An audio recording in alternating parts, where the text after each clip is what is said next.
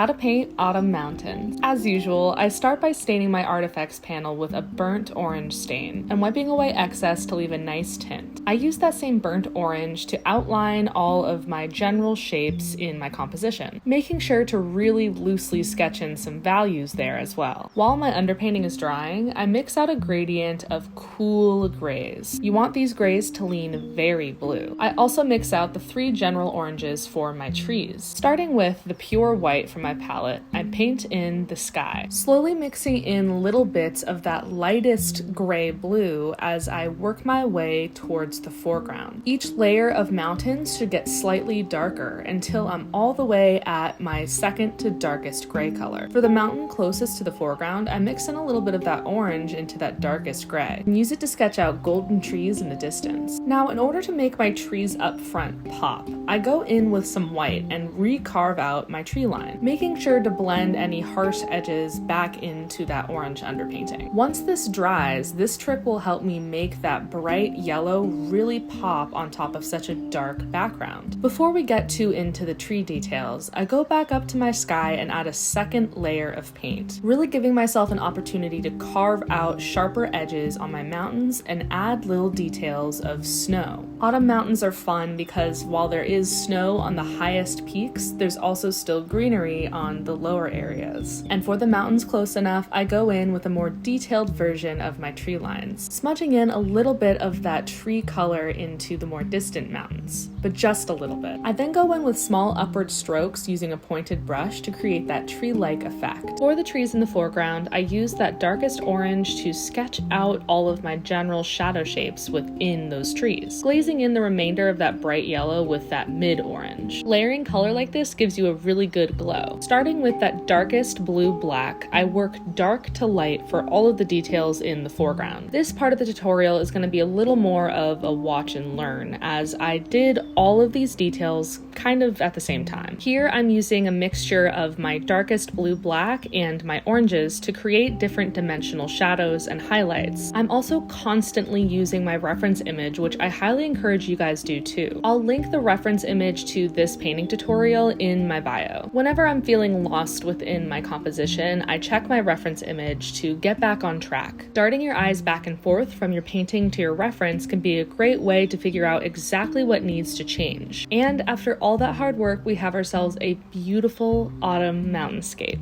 Thank you so much for watching.